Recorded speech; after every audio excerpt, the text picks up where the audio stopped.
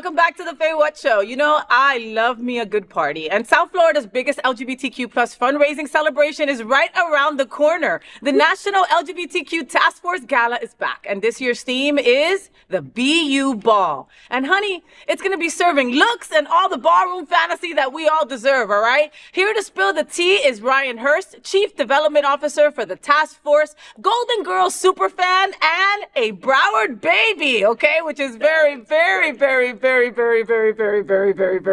not usual, right? Ryan, welcome to my bed, boo. Thank you, Faye. You know, I've wanted to get in bed with you for a very long time. Oh my God, I love to hear that coming out of a gay boy's mouth, right? Like, and your bed's so cozy and comfy. Hi, thank you so much. You know that TP Lords was the one who brought this duvet. Did she really? She was like, you need more pink in your life and you need more pink in your set. And so she brought this. When I interviewed her, she lit the whole bed, like in these like, you know how she has those neon things that like shoot out when she performs sometimes? She had that on the freaking bed. Like, TP is such an icon. Oh my God. She's going to be performing at the BU Ball this year. I know!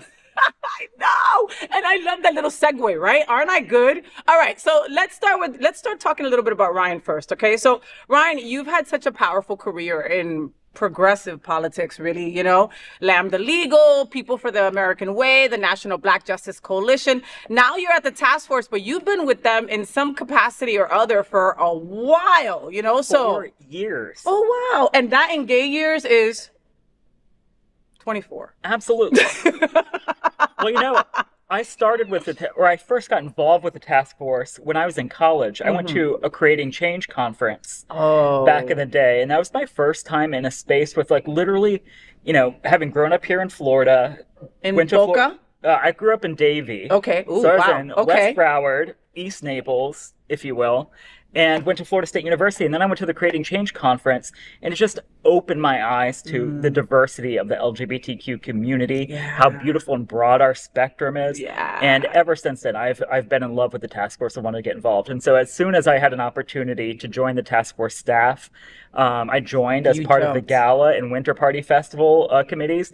And of course, I jumped in right away. Oh my God. Well, those are two of my favorite events of the year. And you folks know that I go to a trillion events, right? But when it comes to winter party, where it's like you and 3,000 of your closest gay boys on the sand, it just doesn't get any better than that, right? It doesn't. Like, it doesn't. And the time flies by where I'm a woman of a certain age, okay?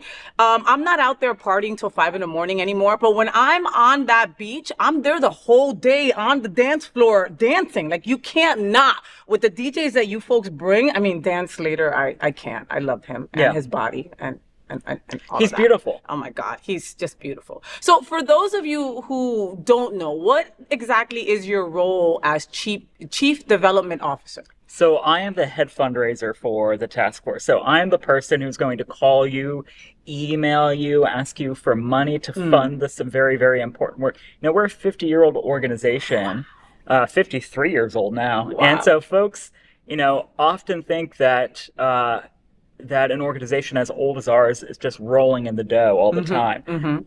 But, you know, we've seen a lot of external political pressure on foundations, on corporations. People are holding on to their money. They're holding on to their money this year. Yeah. And it's not just for us national organizations, but it's for the local organizations too. And, you know, part of what we do with the Task Force Gala and Winter Party Festival is the money that we raise goes back to local LGBT organizations through re-granting, through our partnership with Our Fund Foundation and the Miami Foundation and the LGBTQ Equity Fund. Listen, Our Fund, David Jobin, we'll get to you in a second, sir. All right. Oh my God, the best. But again, you know, nonprofits are under attack. We all know this, right? We have been for a while, but now it's even more so, right? So when it comes to the National LGBTQ Task Force, they are helping other nonprofits that might be in a bind, you know? Right. And a lot of the nonprofits are nonprofits that we know and love, okay? Your favorite nonprofits are on that list that they help, right? And so your money goes to that, you know?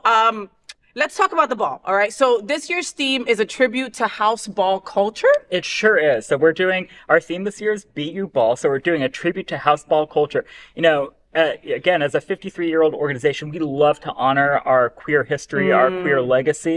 You know, Winter Party Festival you mentioned, that was born out of the need to have a place to have joy and community after the AIDS epidemic. Yes. One of my colleagues, talks about being a gay man during that time period, saying, we would party all night, we'd go to work in the morning, and then we'd bury our dead in the afternoon. And it just reminded us and grounded us how important it is to have spaces for queer joy, and that's what Winter Party Festival does. The Task Force Gala is a place where we honor our local and national, our heroes, the work and the progress that the LGBTQ community makes. We are very upfront about the work that still needs to be done, and so we're just very excited to do this big tribute to house ball culture.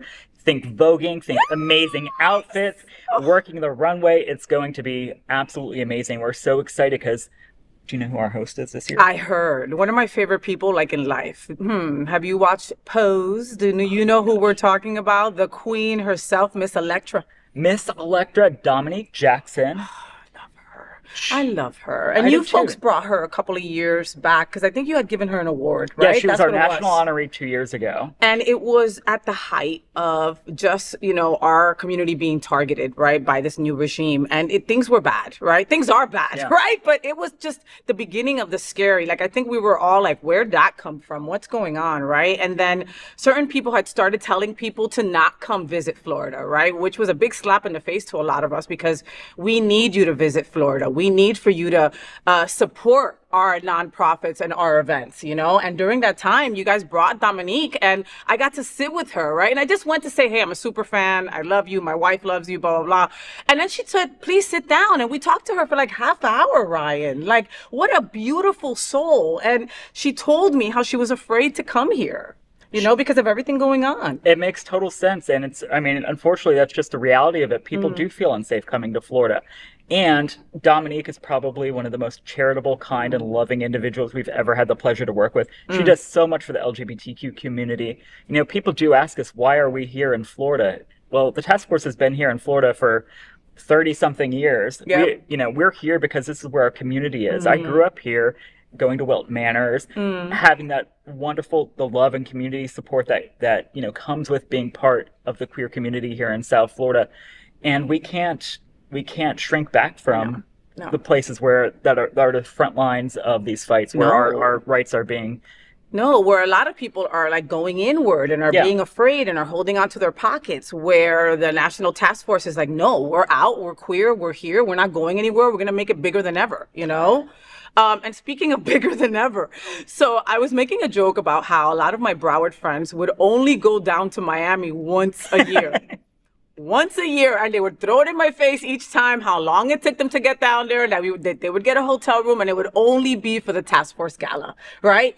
Now this year, they don't have to go down there. You guys are going to be at the beautiful Diplomat Hotel. I'm so excited. On Hollywood Beach. Please tell me how this came to pass, and I'm excited about it. We are so excited to be at the Diplomat this year. It is beautiful. I got to go do the tasting of what's going to be served the other day. Yeah. Oh my gosh, it's so delicious. So many of our community partners have been so good about coming and supporting the Task Force Gala down in Miami and have been inviting us for years to come up to Broward County. Years! Okay, at 53, I'm saying like years! And the gala is meant to be a community event for all of South Florida, not just Miami. So we're really excited to have the opportunity this year to come and find a new venue, to move up to Broward this year. We plan on this again remaining a true South Florida event. It'll be in Miami some years. It'll be in Broward some years. I love to know that. We wanted to make sure that it was something that's accessible for everyone. Well, and I love that. I mean, the Outshine Film Festival is doing something similar also, right? Like they're trying to give you movies in Dania so people from Broward can come down, from people from Miami can come up, and it's a beautiful middle space. Exactly right. Did you get any pushback?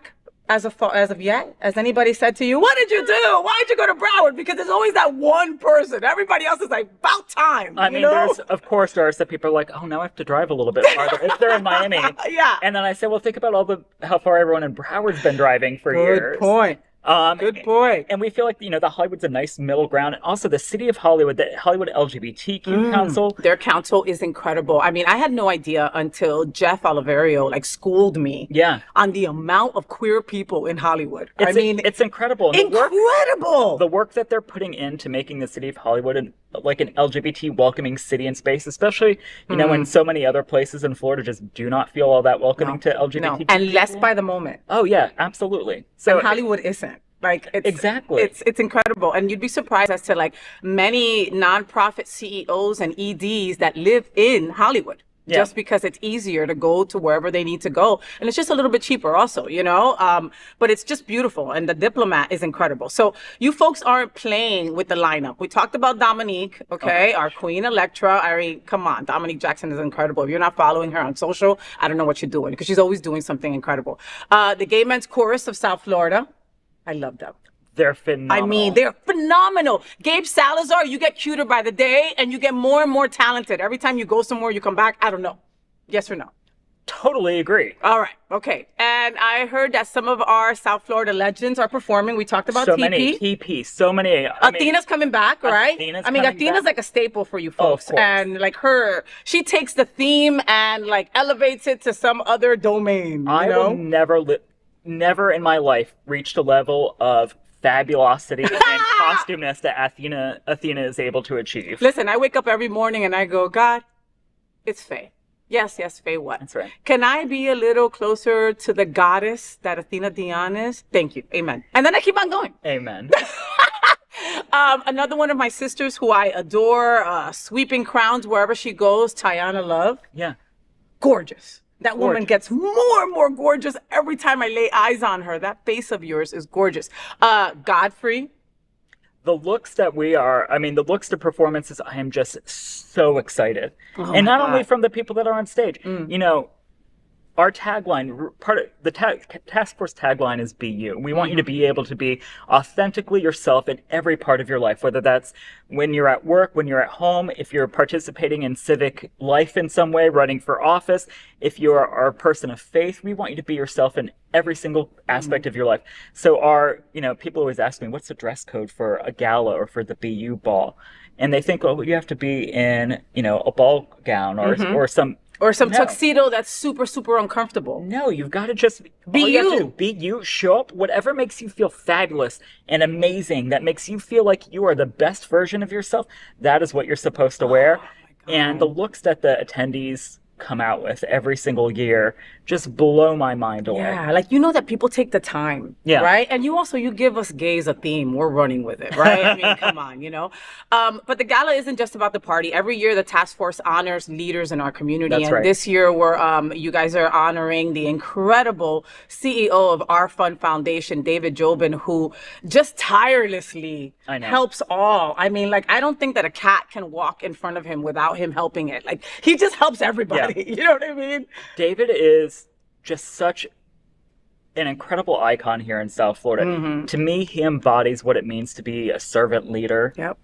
I called him and told him that we wanted to honor him this year, and he was just so humble about it and so caught up. But he's like, "What? Why?" I mean, I'm like, "Are you serious? He does so much. He's the president and CEO of Our Fund Foundation. Yep. He's the former executive director of the National Stonewall Museum and Archives. Yes. His career in LGBTQ advocacy and support of our community is just storied, and there's no one who's more deserving. And that will pass down through generations, Ryan. Yeah. I know at least 4 to 5 really respected men in our community who call David Jobin their mentor. Oh, of course. Okay, I know 4 or 5 good people, incredible people that have an issue. They're like, you know what? Let me get David Jobin's input on this because that's how important he is to our community. So I love that. So we know that the task force ball is going to be fabulous, but it also has a mission. Tell us why this event. It's more than a night of sequins and champagne and the incredible silent auction, which is always amazing, right? But especially in a year where we have felt more attacked now than ever. Why is the BU ball more important this year? Well, I think you hit the nail on the head. First of all, the LGBTQ community is under attack in a way that we've never seen before or have not seen in a very long time, especially trans and communities of color. And one of the things we want to do is raise awareness of our community partners and unlock funds for, those local organizations that are supporting local LGBTQ folks. But we also need to raise money to support the important work of the task force. Yep. one of our biggest programs is the Creating Change conference that is happening this year in Washington, D.C. in January. Oh, wow. How amazing. It was in Las Vegas. It was in Vegas last year. It's going to be in Washington, D.C. this year, a city that's under military occupation. Literally under attack. Yeah. And we are going to bring together 3,000 LGBT community activists, leaders. We are going to be bringing together funders. We're going to be bringing together the leaders of reproductive justice movements, immigration justice movements, all together at this one event so that we can strategize and talk about how do we continue to protect our rights and continue not to just defend, but make advancements. Yeah. You know, being an LGBTQ person, we are an intersectional community. We are women. We are people of color. We are immigrants. We are a vital part of every single movement, and we aren't just members of movements, we're leaders of movements. And the Creating Change Conference is where all of that comes together. And so we need to make sure that we have the funding that's necessary to be able to hold spaces like that, to be able to continue to organize, to train and activate community organizers around the country, to provide support to local and state organizations who are pushing back on their own anti-LGBT initiatives on both the state and local level. Plus, we support and work with a lot of organizations directly here on the ground in South Florida. We do a lot of work in particular in Central Florida and Southwest Florida. Last year, we worked with Voices of Florida to do education for low propensity LGBTQ voters about how to go out and vote, the importance of how, being an LGBTQ person impacts different ballot initiatives, particularly around reproductive justice and the marijuana ballot initiative last year. So we do a lot of really important public education work trying to engage and activate LGBTQ folks who just, might feel like they don't have power, and help them to realize that by registering to vote, by going out to vote, by participating and owning your civil power taking it back, actually. Take it back. Yes. It's so powerful. It's so powerful. And that Creating Change is so important. And it's an incredible convention. And like Ryan said, I mean, that's where he came from. He is a product of that, right? And, one of the beautiful things that they do is that they even offer a scholarship for a couple of people, right? That they know that deserve to be there, that need to be there, right? Nobody does that kind of stuff, and they do over at the task force. So, right, you're a Golden Girls fan, like me, super fan. Like super fan. Like whenever I'm about to tell my wife a story about somebody I screwed somewhere, she goes, is this going to be a Blanche story? And I go, yeah, it is going to be a Blanche story. So if Blanche Devereaux was coming to the BU ball, what would she wear? Oh my gosh. She would absolutely wear a red dress with some sort of animal print flowy cape or something. She'd be fantastic. And it obviously would have the biggest push-up bra. Yes. She's got to have the bosom. Yes. And she'd have like heels with like furriness, some kind of furriness, like a lot of like sequins or boas or something. Like it would be something shooting out of her out of her shoes. Oh yeah. And she wouldn't sit at one table. She'd go around to every single table. And she'd have a gay boy on each arm. She would be, but she would still hit on every single man there. Yeah. Just to see. Yeah. Just in case she could turn them. Just in case. You never know. In case she could turn them. Maybe she'd bring her brother Clayton. Okay. If you know, you know, okay? Yeah, right. And when he brought his husband, remember when he was oh my gosh, the police officer, Doug was his name. Doug, and you remember that. Look, I have gone to Golden Girls Trivias where I lose everything. I'm taking Ryan the next time. That's it, all right? 100,000%. Ryan, thank you so much for joining me in bed. Thank you for having us. The BU Ball is October 11th. That's also National Coming Out Day. Oh my God. I just got that. Sorry, guys. It's me. Hello, right? It's happening at the Diplomat Beach Resort in Hollywood. Cocktail reception, dinner, and after party, and the ballroom extravaganza that you won't forget. Silent auction. Am I missing anything? Amazing food. I think you got it. It's going to be amazing. We can't wait for you to party with us. Oh, I can't wait to party. And it's going to be amazing. All your friends are going to be there. So get your tickets today, okay? You can follow them at The Task Force on Instagram and Facebook to get your tickets, to find out what's going on. I mean, they always add new things. They just do. They'll meet somebody and they'll be blown away. Hey, guess what? You're going to be part of our event.